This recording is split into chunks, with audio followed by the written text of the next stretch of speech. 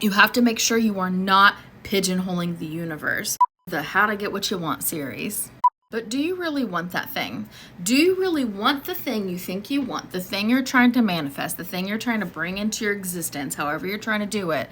Do you even really want it? Let's say you want $1 million. Why do you want $1 million? No one wants $1 million to have $1 million. That's not exciting, just to have the $1 million in the bank. You want the $1 million because what it brings for you, what you can do with it, what kind of excitement and joy that it would infuse into your life, right? So you have to be specific about why you want the thing or the $1 million.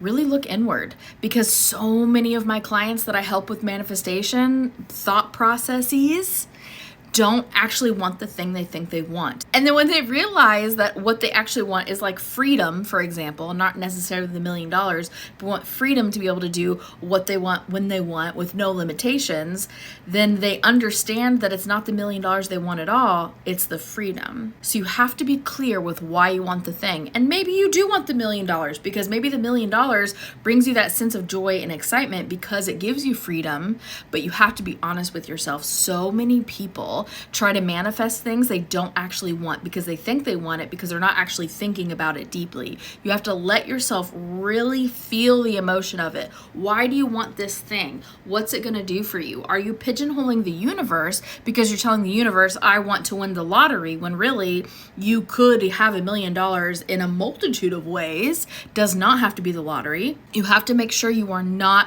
pigeonholing the universe, because that's just going to make it a bajillion times harder for you. It's a lot harder to get there. It takes a lot longer to get there. You're going to get frustrated. You're probably going to give up, and then you're never going to have the thing that you really want. So be honest with yourself about what it is. Really ask yourself, why do I want this thing? And then focus on the reasons why.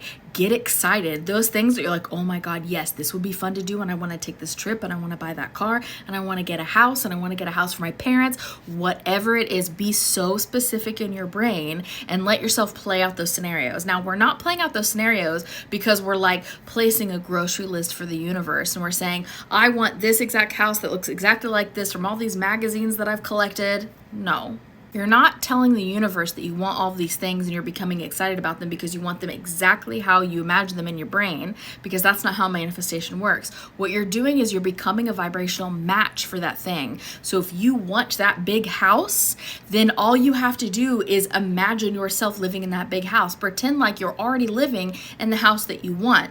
Play out the day-to-day in your brain, or go full Delulu, which is my favorite and it's so fun, and walk about your own house pretending like it has all of the amenities that you want in this big, beautiful new house of yours.